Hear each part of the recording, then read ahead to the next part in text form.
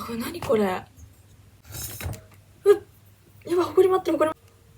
ケーオッケー。これなんか髪巻いてますかとか言われるんですけど、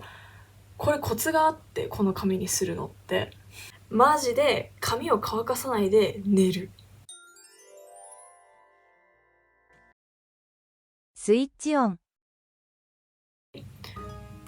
想像以上、最初に私動画上げた時に結構控えめに大変みたいな感じで言ってたんですけど、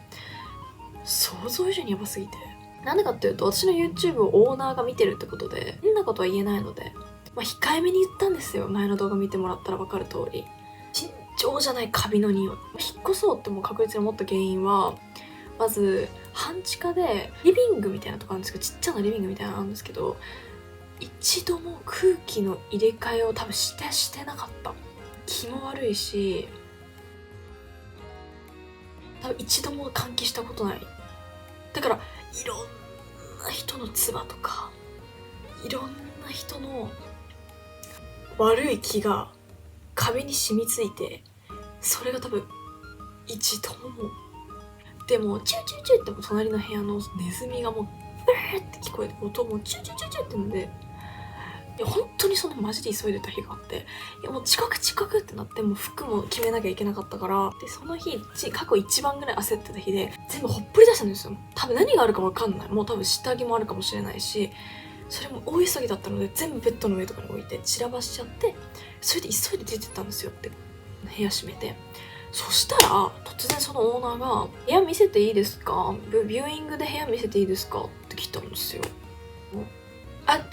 当に申し訳ないんですけど、私何置いてるか分かんなくて、大事なものとかすごいいっぱいあったりとか、本当にもう急いで出てきちゃったのでごめんなさいなんですけど、部屋の中は見せないでくださいってメールを打ったんですね、長文で。そしたら「分かりました、じゃあ見せません」って言われて、帰ってきたら部屋のドアが開いてたんですよ。ってなって、みたいな。で、私マジ切れないんですよ、普段。切れないと思うんだけどな。全然切れないんですけど、今回ばっかりはちょっと、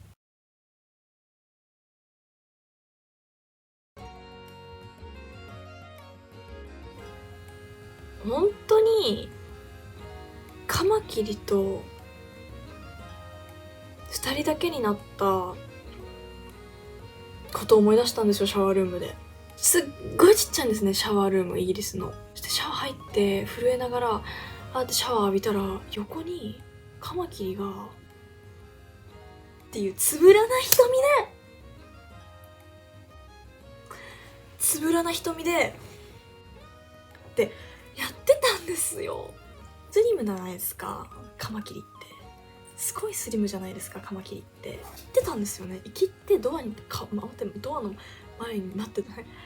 カマキリと2人きり。でも足についてるんですよ、カマキリ。でも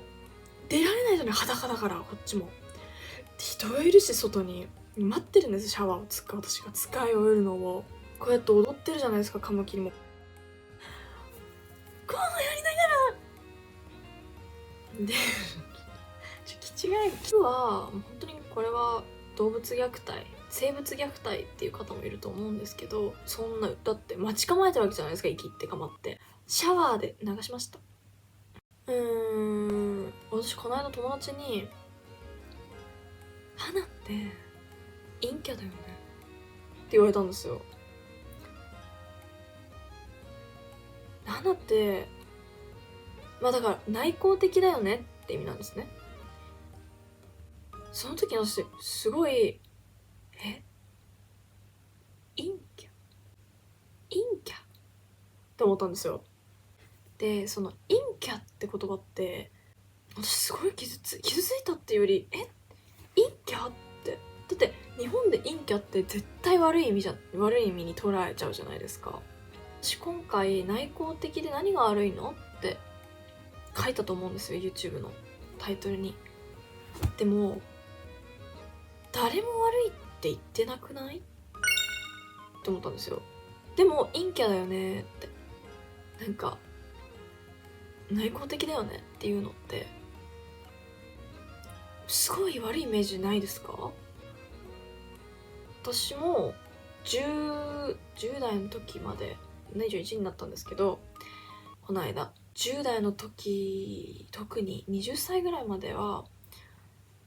内向的である自分を認めたくなかった、受け入れたくなかった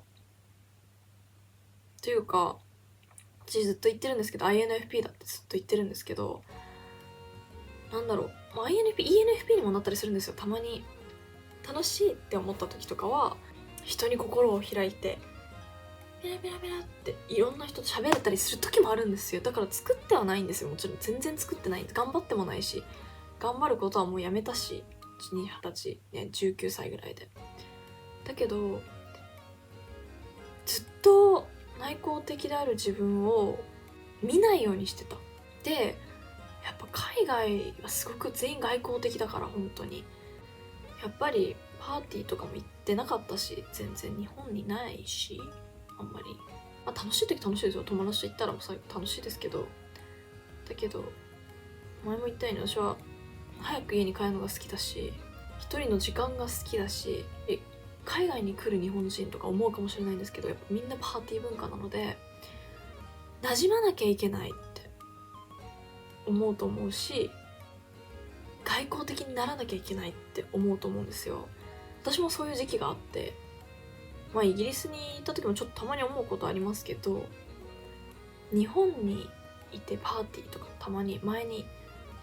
いろんな人と触れ合うところに行った時に、外交的にならないとって疲れるし気を使うし、なんか喋れてないから入れてあげようとか、例えば周りの人に気を使わなきゃいけなかったりとか、